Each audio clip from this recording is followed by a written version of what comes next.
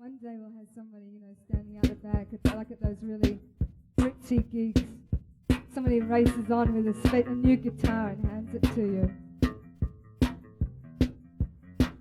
That means lights. We're starting to get a coding system happening here. Just think, if we played for another 3 hours, we'd probably have it all quite worked out.